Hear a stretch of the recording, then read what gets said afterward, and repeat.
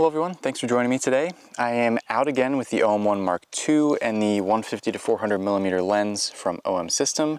Again, thank you to OM System for loaning me this gear. I've had it now for about 3 weeks and I've used it extensively in that time, mostly for bird and wildlife photography. So in a previous video I did, I had a viewer ask me to go through how I had this camera customized and how I had it set up. So that's the goal for this video. I'm gonna go through first how I have the buttons customized, and then we're gonna go into also some settings that I changed in the camera to make it easier for bird and wildlife photography specifically. So let's get into it and just kind of go through the settings.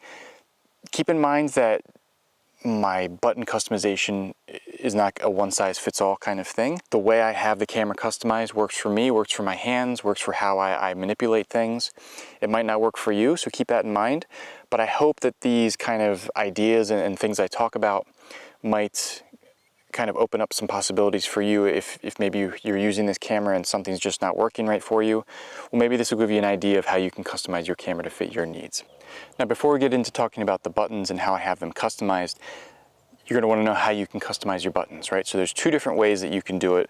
You can either go into the menu, scroll all the way over on the top there to the yellow kind of cog, the gear, and then the first one is operations, and then there's button settings. You can click that, or an even faster way is if you press the OK button, you'll kind of come to the super control panel here, and then again you'll see that same gear cog. You can scroll over to that, press that, and then it takes you right into button function, so you can customize things really quickly and easily. Even in the field, if something's not working for you, you can quickly change it, which is really nice. The great thing about the OM-1 Mark II is that nearly every button on the camera can be customized to do something.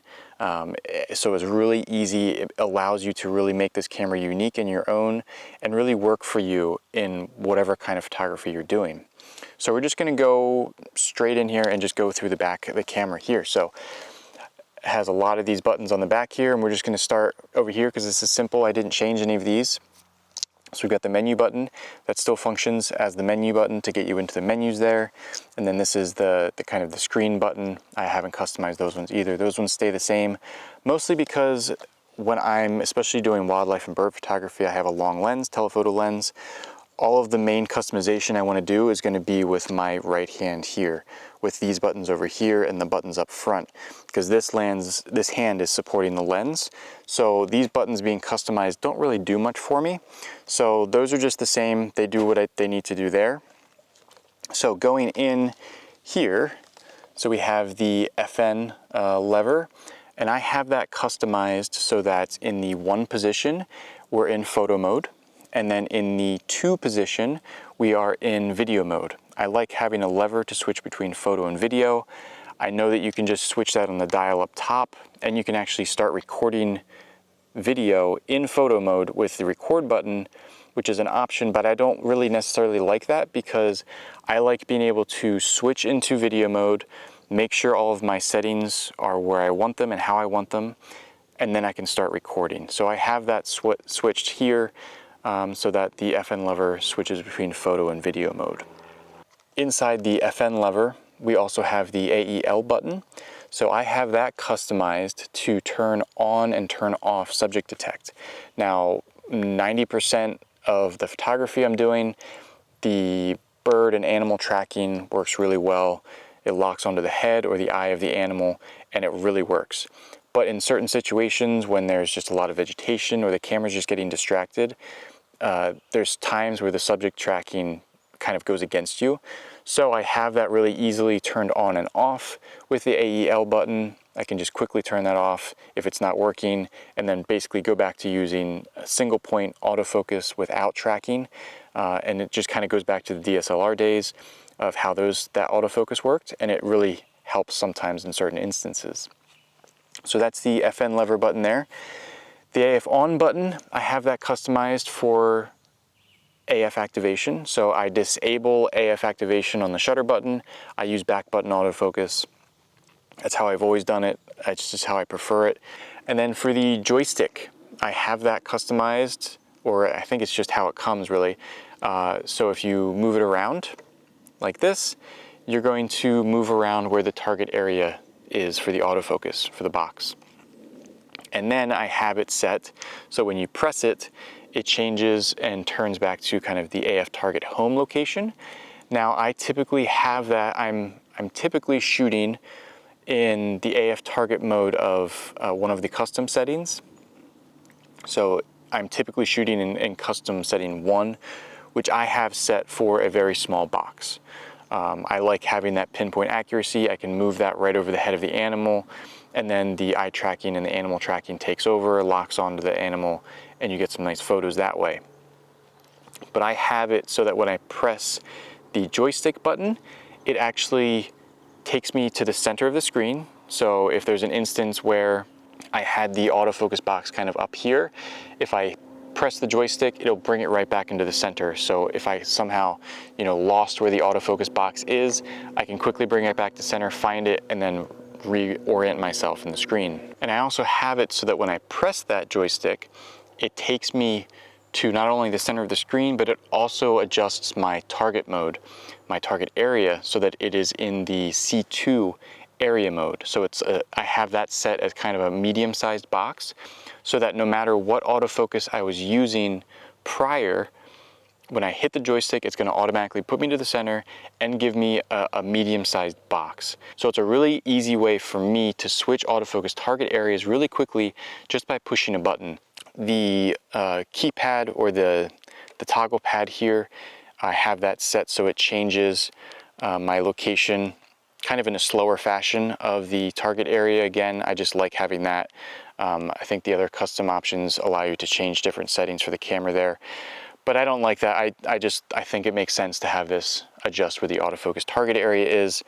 The info button, I have it so that it toggles through my different information displays on the screen. So I limit it to only 2 information display options, so I don't have to toggle through a whole bunch. The replay button and the trash can button, I just keep them the same. There's no real need to change those. And then the last one is the ISO button on the back. I have the ISO button set to actually be the magnification. So it's not something that I use a lot, but in certain instances where I need to use manual focus, it's nice to be able to zoom in a little bit on the screen, on the subject of what you're trying to photograph and autofocus on and focus on. So the ISO button I have customized that you press it once, it brings it up to where you want to magnify, you press it again, it magnifies into that location, and then you press it again and it deactivates that magnification. So I like that feature. It just helps to kind of confirm focus in instances where focus might be a little tricky. And then up top here, we have it so that the exposure compensation button, I have that set to, I can press that and then turn the back wheel here, and that changes my autofocus target mode area.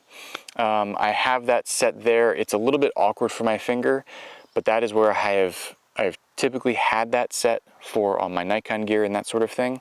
So I had that set there just in case I revert back to muscle memory and I hit that button and I'm trying to change autofocus area mode. That works for me still. And then I have the record button. I have that set to turn on and turn off peaking. So again, if there's an instance where I need to use manual focus or I'm just not sure that focus is really where I want it, I can hit the record button, turns on peaking, and I can confirm focus, and then I can turn it right back off if I want to that way. And then we brings you to the last 2 buttons on the front here, on the body of the camera on the front, that I hit with my, middle finger and then ring finger. So the top button, the one I hit with my middle finger, is the button that actually changes ISO. So I think that it really works well for me. I really like how that feels in my hand. And it allows me to hit the ISO button, and then I can adjust ISO with the back dial. I really like how that works. And then the bottom button I use with my ring finger, I adjust my AF target mode again. So I have 2 buttons that allow me to change AF target area or AF target modes. But that's pretty much the main things that I'm changing when I'm photographing things, is ISO and my autofocus target location and mode. So I have those set so that I can easily do them with my fingers up front. I don't have to move my thumb too much. I can keep that really close to the AF on button. Even when I have to adjust things, I can do the rear dial to adjust things. And it just really works really well. It feels really nice in my hand, and I'm able to just keep my finger near the shutter button and just adjust the AF on and the dial in the back if I need to. It works really well for me, and I like how that feels. And then the last one for button customization is actually on the lens itself. So this is if you're using the 150 to 400 millimeter lens. On the lens itself, we have these function buttons that you can use. So you can typically have it set to activate AF on, or you can have it set to adjust different settings. But on this lens, you're also able to have it set for a preset focus distance. So there's a set button here above the internal teleconverter. So I have the slider set here to preset, so that if I am focusing on, say there's a bird that's on a perch, or there's birds that keep landing on a specific perch, I can focus on that perch, hit the set button here with my pointer finger.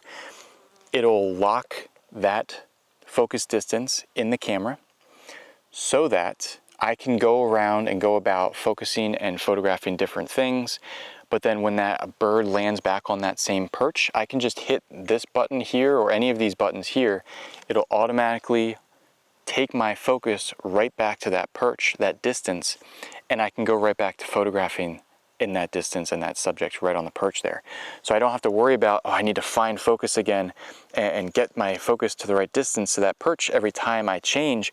No, you're able to just push the button, it'll bring you right back to that distance, to that perch, and you're able to go right back to photographing. And it's also a really nice way to, if I'm photographing birds in flight and they're kind of coming around me at a certain distance, I'm able to set that distance in the lens so that if my focus and when my focus jumps to the background or the foreground, I'm able to quickly hit this button.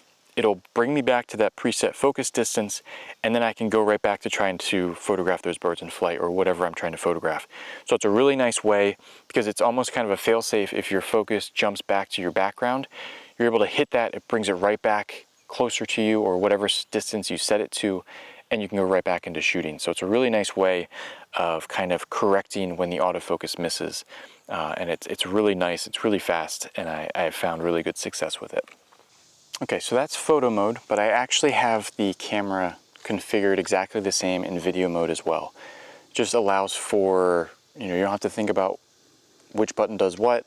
Every button is customized the same way. It's really nice you're allowed to do that. And it just makes it really simple to transition from photo to video mode, and you're able to still be able to manipulate things the exact same way. Now, there's still a lot more you can customize in this camera. Specifically on the top dial here, you can have different custom modes. So in these custom modes, I set my C1 mode bank to be basically my bird and wildlife photography settings. So that has all of those kind of settings dialed in there. The C2 mode is for when I'm doing macro stuff. So I have that set to go into focus stacking and do those sorts of options there.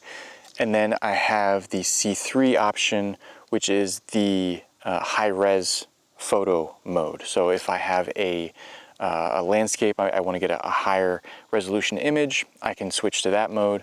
Or if I have a wildlife subject who's sitting really still and I'm able to get a series of images for that sequence, I can switch to that mode and get a really nice high resolution file image for that.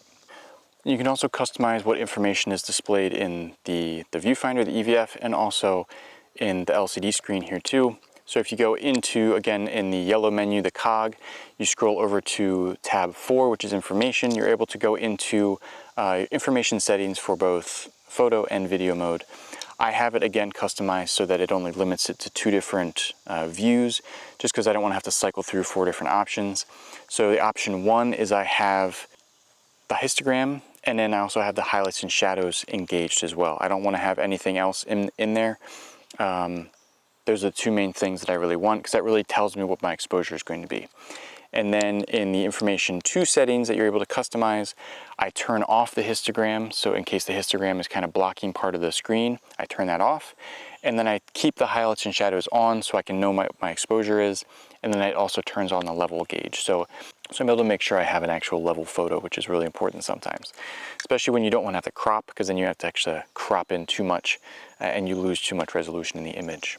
And then let's go into kind of shooting modes. So that's going to be all the way in the green menu, the kind of photo 1 tab, and you're able to adjust all different kinds of things. So for metering, I have it so that it's the entire metering. It's the ESP mode, I believe it is. It's just the whole section of metering. It works really well, especially when you have the highlight and shadow alerts. It doesn't really matter what your metering is because you're able to see what your exposure is and make sure you're not clipping or having too dark of shadows. Now you're also able to go in and customize how much frames per second each of your shooting modes have, your drive modes have.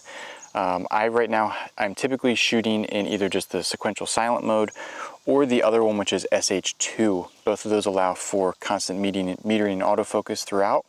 And right now I actually have my sequential shooting at 5 frames per second. So I have that set for kind of slower moving subjects where I don't want to have, dozens of photos that are exactly the same.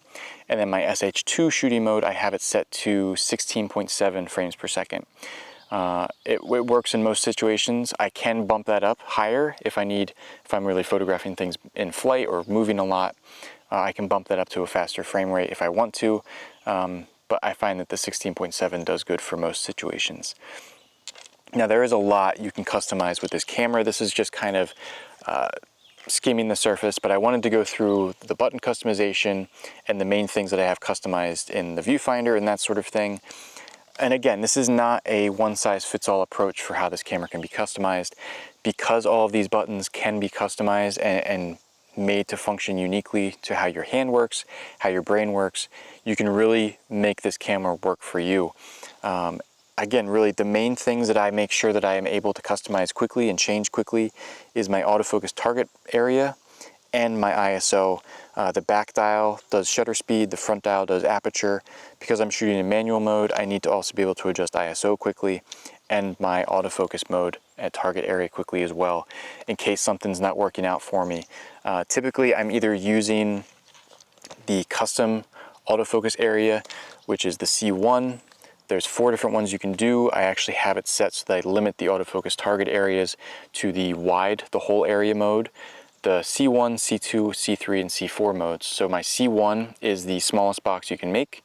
C2 is just slightly larger, C3 again slightly larger, and then C4 slightly larger than that. So I have basically 4 different box sizes that I can choose from, plus the whole area mode. And that pretty much covers the gamut for what I need to do. And then my AEL button, I can turn on and turn off subject tracking, animal tracking. Again, I'm typically using the animal and eye detect because this camera has really good autofocus. And I really haven't had a problem with it at all. I have this gear for about another week. So if you have any questions, let me know about this, how I'm using it. I just wanted to do a quick video on how I have it customized and the things that I've set up on it and the things that I've found really work for it. I'm going to be doing an in-depth review of this camera and this lens for bird and wildlife photography at the end of my loan period. So I'm going to be making that this week and putting that together.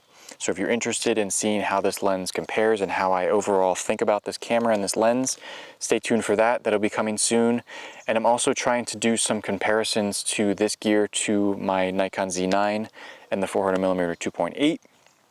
So I have a lot of things to compare and a lot of things to kind of think about and go through for this camera. But so if you have any questions on comparison or how I think it compares to other things, let me know in the comments. Any topics you want me to cover in that video, let me know, and I will try my best to include everything that I can so that you can get the answers that you're looking for. And then I'm also doing more of a habitat series video as well, which I'm really excited to put that together. And then also I have my Connecticut Forest Project video, which I'm working on getting footage with this gear, with the OM system gear. And I'm going to be putting together, just hopefully it's going to be a really nice film, a short film documentary of the forest and the diversity in the forest. So stay tuned for that, and I will see you again really soon. Thank you again.